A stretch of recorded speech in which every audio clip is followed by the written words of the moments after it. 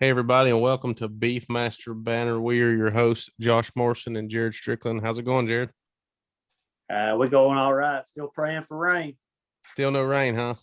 No. It's dry, dry, dry, dry. We've been fortunate, blessed. We've gotten some rain, a couple inches over the last few weeks. So hopefully it'll maybe come back that way for you.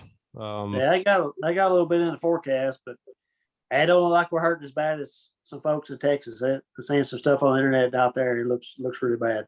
Yeah, I hate to see it for those folks. Hopefully they'll start getting some rain and be able to turn green again. Um, Before we go into the show tonight, we did a Facebook post, I believe it was last week, about some advice you would give new breeders, and we got some really good feedback off that, Jared. Yeah, we did. Just looking through some of the comments, there was some good advice on there. Some advice we've talked about in the past, and some more, maybe some newer advice on there as well. But it's kind of nice to see everybody kind of reiterating some things we've talked about on here in the past. And one of my favorite comments was to visit other breeders. If you're a new breeder, visit other breeders, see what they're doing, and kind of get an idea. And do your another one said do your homework, and I think that's part of doing your homework is going and seeing other breeders and kind of getting an idea of what you like. Yeah, something I like too is that somebody had put on here that most good programs are built around cow families. I think the majority, if not all, are built around consistent cow families, and that was a really cool comment too. And that kind of goes back to what you were saying with visiting other breeders. You'll get a sense of consistencies really fast when you start visiting breeders that are breeding similar lines of cattle. And it's pretty neat because several of the guests have mentioned that on here before already. And some of the great breeders in the breed will tell you that's what got them going good is the cow families. Another one I really liked, and I think this is important nowadays, the way things are going with marketing your animals, is to join a satellite group or marketing group, however you want to call it, with like-minded breeders. That way you fit in somewhere and you're breeding cattle that work well and sell well at those satellites. And I think that's a really good piece of advice right there, is to get in with people you that you get along with, and you kind of got the same ideas and the same goals, and y'all can work together at marketing your animals. And I think that's a really good advice there. Well, and it goes to show how important the satellites are too. Other people, other than just you and I on here talking about it, other people see the importance of satellites and what that brings to the table. And something else there that in the same comment there was figure out goals. Every breeder, every person we have on here tells us establish a goal and stick with it. And I think that goes back to picking which satellite group you want to be a part of, is what are their goals and what's their ambitions and things like that. And that would be a good thing to know. There was a couple others, the usual, follow the 6 essentials, don't chase fads, and things like that. But speaking of satellite and marketing groups, it looks like we're talking about another one tonight, right, Josh? We are. We have Josh Salley of the Louisiana Beefmaster Breeders Association. He is the president. How you doing, Josh? I'm doing great. How are y'all? Doing good. Josh, tell us a little bit about yourself before we get started, maybe for folks that don't know you, how you got into the breed and what brought you to the Louisiana Beefmaster Breeders Association. All right. Well, first of all, I want to thank y'all for allowing me to come on here tonight and promote Louisiana Beefmaster Breeders. So a little bit of background on myself. I was born and raised on your typical family farm. Cattle go back in my family as far as I can remember, back to my great grandfather. When I was a kid, we had polled Hereford cattle. Probably in the mid to late 90s, I was in junior high. I got real interested in showing cattle, and we got into the Red Brangus breed, and eventually swapped over, if you will, to Red Brangus through running red Brangus bulls on the polled Herefords, and then buying replacement females here and there. Fast forward to 2015, we bought our first Beefmaster bull at one of our LBBA sales. As a matter of fact, what used to be the Rose Capital Classic, which was held in Shreveport, and started buying a few females here and there. And so now we run our base cow herd is still goes back to some of those red Brangus type cows, even some of the ones back to when I was showing. But we do have some registered Beefmaster cattle. We raise our own replacement females, got involved in the E6 program a couple of years ago, and sold our first certified E6s in one of our sales, which they did really well. It was took 3 yearling open heifers. I think they averaged 1567 a piece just for commercial yearling heifers. So I didn't think that was too bad. I think about that. My wife and I, we kind of branched out from the family farm back in 2018 and started our own beef company. And we sell halves and wholes, and also labeled beef with our private label. And that's using our Beefmaster genetics. I got involved in LBBA. Probably the most influential person that got me involved. And a lot of people, especially around the state of Louisiana, know Mr. Dwight Bertrand, longtime Beefmaster breeder. He was actually one of my professors in college. Kind of got me interested in the breed back when we were still involved in red Brangus, and it's just taken off from there. I was fortunate enough to get elected president of LBBA. I think it's been about a year and a half ago now or so. I think I've got the rest of this year and up until April of next year left of my term. So that's kind of a short background, if you will, of how I got to where I'm at now. That's really interesting. I'm curious about how those. Just kind of a side note before we move on. I'm curious how those red Brangus and polled Herefords crossed up together. I bet they made some really pretty white-faced cattle, didn't they? They did make some beautiful red baldy cattle. Yeah, that's pretty good. Well, I guess since you're on here to kind of tell us a little bit about Louisiana Beefmaster breeders, is kind of, do you have any history on it maybe that you want to talk about? If not, we can move on, but I was kind of curious about if you know maybe when it started or something like that, and all the people that are involved. I did my research on it, and actually, so initially there were 2 Beefmaster organizations in Louisiana. The first one was the Louisiana Beefmaster Marketing Group. That was based out of Lake Charles, Louisiana, which is the southwest part of the state. That was formed around 1980. Then the second group was the North Louisiana Beefmaster Marketing Group, which was formed in Shreveport. On April 5th, 1996, the 2 groups got together at the annual sale in Shreveport, and that's when LBBA was formed. So our association, our satellite, goes back quite a ways. Probably older than some of the people that may be listening to this podcast. So we've been around, Beefmasters have been around in the state for a long time, and I think we've got a long future ahead of us. That's good. I heard you had a really good sale this year too. Tell us, maybe, I don't know if you have results of that, but I think you were telling me that it was a pretty good sale this year.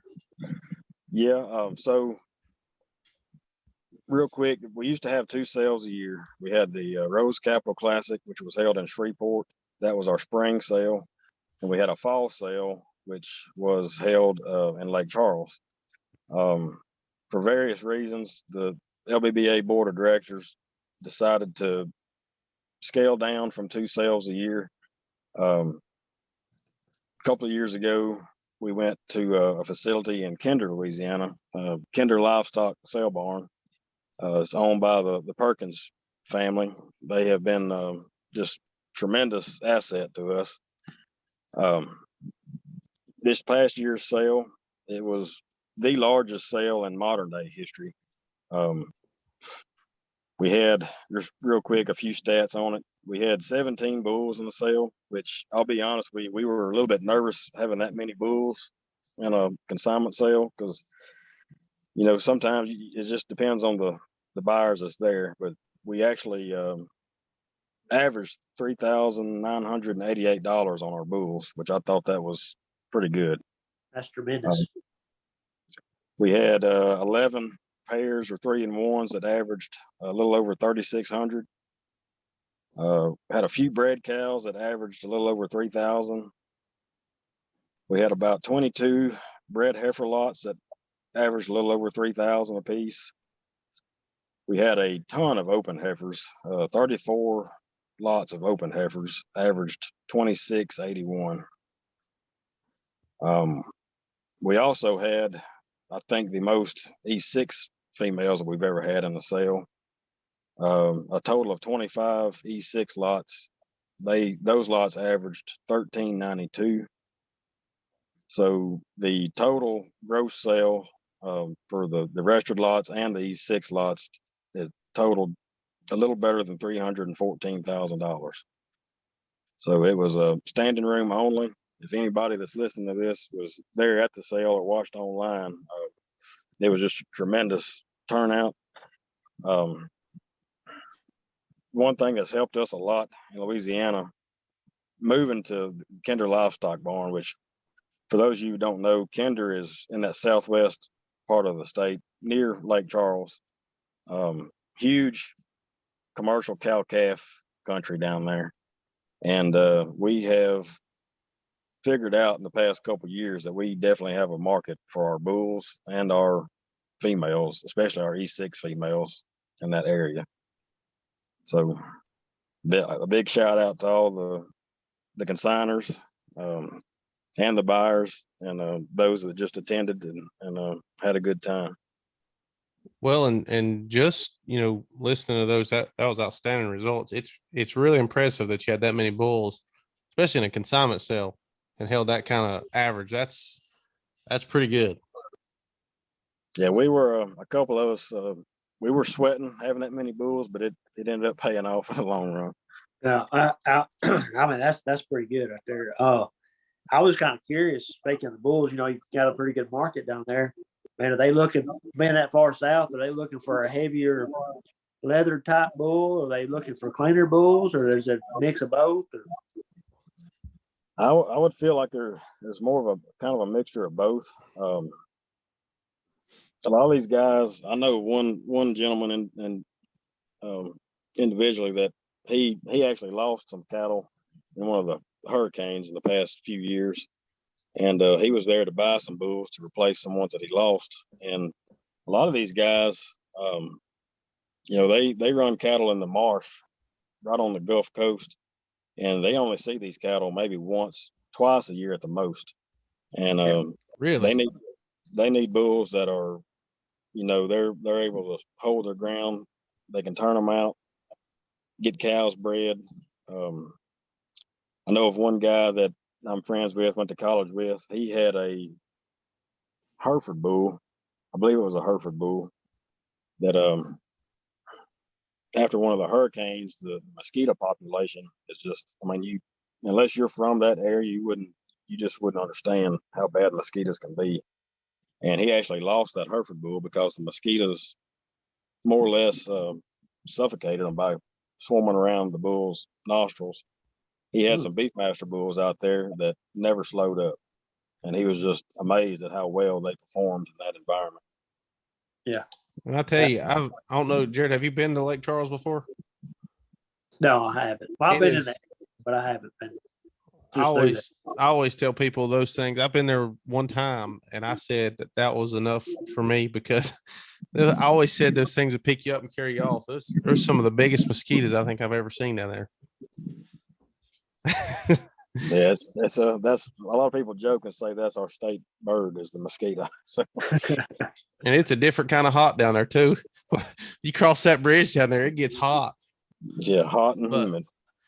I can't imagine. I don't, if I go a couple of days to a week without seeing mine, I'm thinking something's probably wrong. I need to get out there and look. But I mean, somebody that don't see them once or twice a year, you're right. They need something that they can depend on. They don't have to worry about going down and losing a bunch of money or not getting calves or so that is a very important trait. You guys have a field day every year is what I've heard. Can you tell us some about it? Well, we started the field day. We kind of put it in place of our sale that used to be in the fall. We got together and we decided we wanted to offer a chance for breeders to be able to get together at least twice a year versus just the one time a year. So last year we held our first fall field day. We had a great turnout. I thought for a first one, I think we had right at 50 attendees. A lot of those were current LBBA members, and some were just local commercial guys that wanted to come see what we had to offer. This year's field day is scheduled for November the 12th.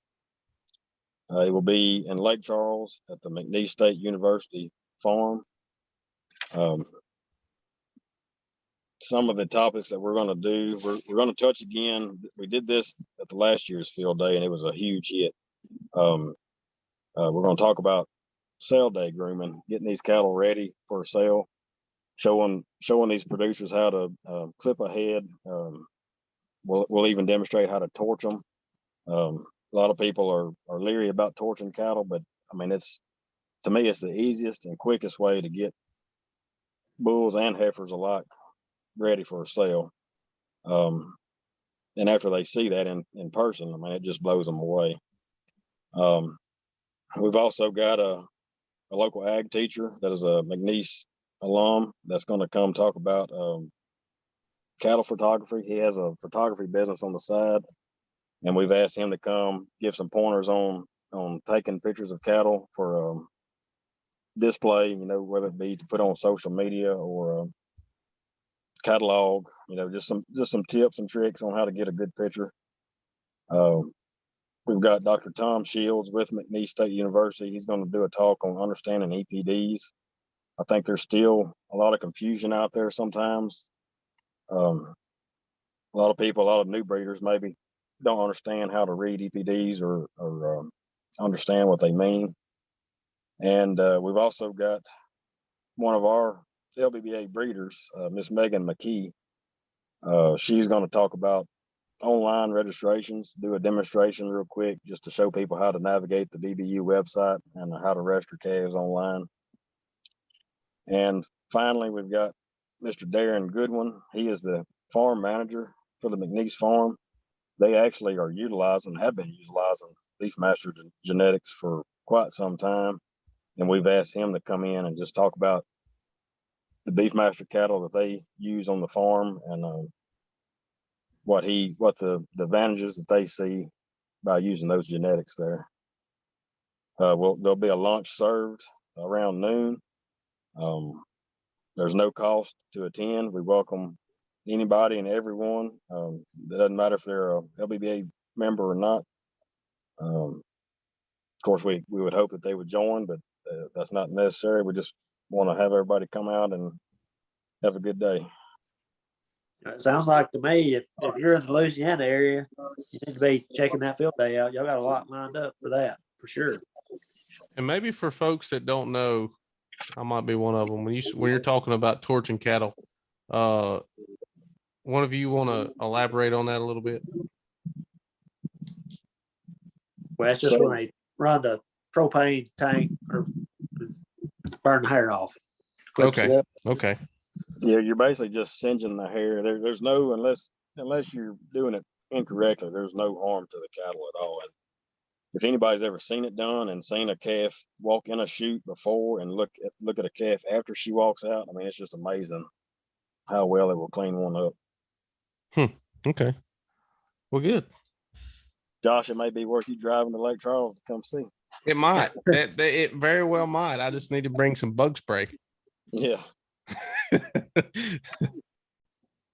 I guess looking forward, are there any goals in particular that the LBBA groups got on their list as far as growing the association, or kind of cattle, or you're having? Sounds like you're really doing well. I mean, the sale average speaks for itself. But is there anything in particular you might want to elaborate on?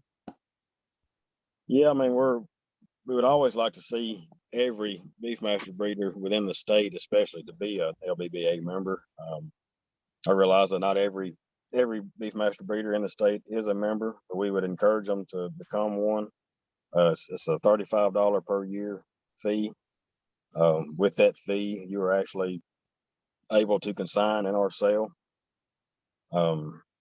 We are starting to follow, or trying to recommend to our breeders and consigners some of those proposed sale criteria that BBU has put out. One of the things that we just had a board meeting back in June, and it was decided right now we're not going to put a limit on the number of bulls in our sale as of right now. We are, however, going to limit that to 2 bulls per consigner. We do encourage, and this goes not just for E6s, but for across the board. You know, we want people to cull based on disposition. We don't want any unruly cattle at the sale. For our 2024 sale, we are encouraging scan data, and that goes for the next year's sale also. We're not requiring scan data to be on these animals yet, because it is, I'm not sure about everybody's part of the country, but around here it is difficult to get certified technicians to be able to get some cattle scanned. And I'll touch on that in just a second.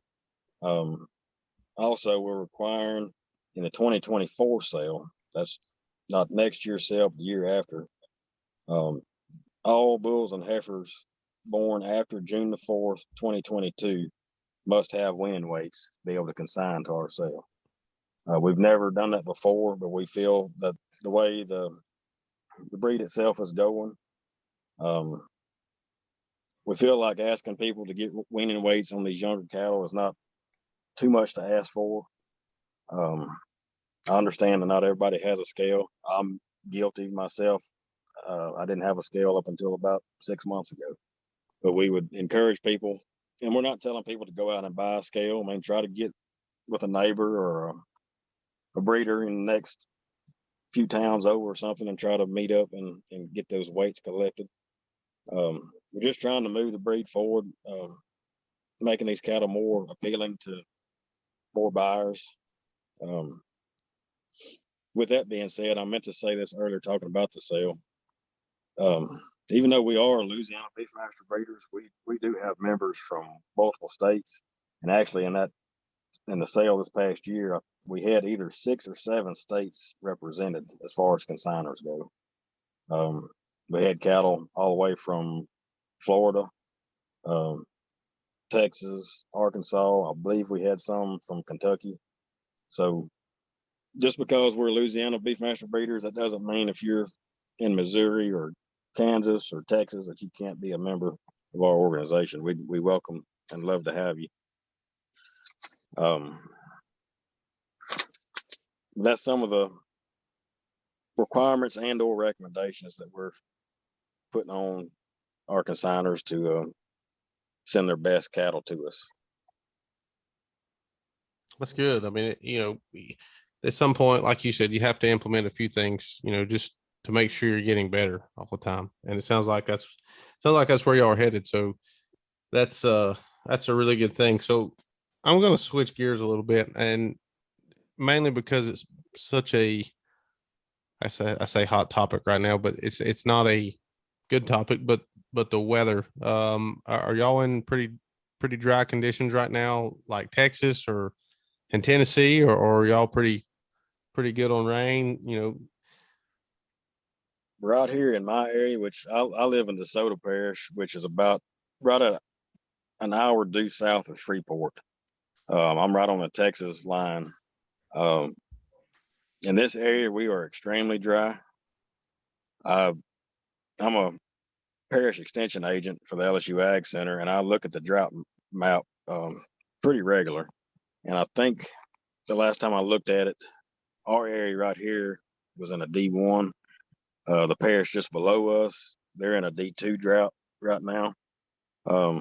So my heart goes out to, and I feel for those out in Texas and other areas that's been in D3, some maybe in D4 droughts. We are extremely dry here. There's actually some people already feeding hay in places.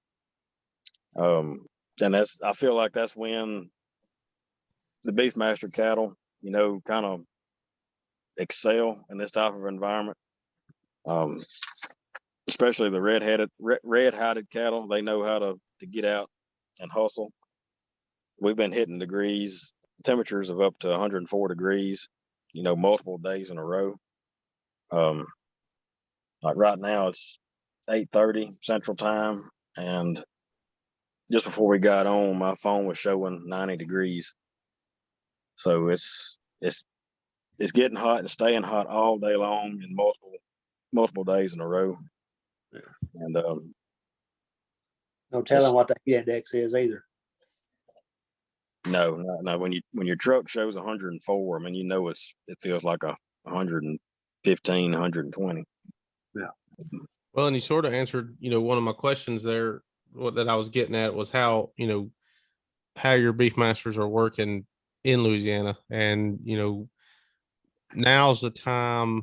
As bad of a time as it is for folks, it's the time where Beefmasters tend to shine, I guess. Among other things, even though it's tough. What do you think, Jared? Oh yeah, I definitely agree. They out there holding their condition in this kind of weather, people driving down the road, looking at their black-hided cattle, really suffering, and the Beefmasters are doing good or something like that, or or whatever other breeds or however you want to put it. I think maybe that may, when the things turn around, that may give us more market share going down the road. Yeah, I think so. One last question, Josh. We ask everybody this question, and I guess it might put you on the spot a little bit, but if there's one piece of advice that you'd give to a new breeder, what would that be? I want to kind of go back. I think Jared may have said this earlier in the opening. I would encourage you to join your local satellite. There's so much networking that can be done by doing that. Go to your satellite sales, talk to your neighbors that's breeding Beefmaster cattle, see if they'll let you come over and take a look at their operations. I've learned a lot by doing that, trying to get with somebody that's been in the business for decades. We're fortunate here in Louisiana. We've got breeders like Mr. Dwight Bertrand, Mr. Raymond Fulco, Mr. Kendall McKenzie. They've been in the breed for generations, decades, and just listen to those guys because, I mean, they made it this long, so they know what they're talking about. I think that's great advice. What I'd say, go like you said, reach out to those guys that's been in it a long time, and they'll be willing to help you. I guess as we're closing up, just a reminder, you say your field day is November the 12th. Yeah, November the 12th. That's on a Saturday. It'll start around 8 a.m. for registration. It'll run to noon, maybe a little later than noon. Just depends on how the talks go. Okay. It's at the McNeese State University Farm in Lake Charles. It's right off of Highway 14. It's not hard to find. We welcome anybody to come and join us. And in 23, your sale will be when? Do you have a date, or y'all just have a general time? Yes, our sale is always the first Saturday in April. I believe next year it's actually on April the 1st, I believe. April the 1st, 2023. Cattle will start coming in on that Thursday. Friday, all the cattle have to be in the barn by 11 or 12. We always do a fun auction that night to help offset sell expenses, and then we always have a good Louisiana meal after that. So Good deal. Good deal. That's it'll be a good time. Sounds like. oh yeah. Um, Josh, we really want to thank you for coming on, taking time out of your evening to come sit down and talk with us about LBBA and what it's all about. We also want to thank everybody that commented on the Facebook post. We're going to continue to do that. So anytime you want to comment something, put your opinion, ask a question, we'll answer it or talk about the opinions on here going forward. So keep interacting with us on Facebook. To all the folks that's in the drought right now, that's in the extreme drought, you're in our thoughts and our prayers. We're gonna pray for rain with you, and hope you get some. So, but that's about all we've got tonight. Again, Josh, thanks for coming on with us. We appreciate it. Yes, sir. Thank y'all very much for having us. Y'all have a good one. We'll see you on the next episode. Really enjoyed it. We'll see y'all. Well, we want to thank everybody for listening to the Beefmaster Banner podcast. Please know that we are on Apple Podcast, Spotify, and we are on YouTube. Just search Beefmaster Banner. Please like, share, comment, and subscribe. We love hearing from you, and we'll see you on the next episode. Thank you.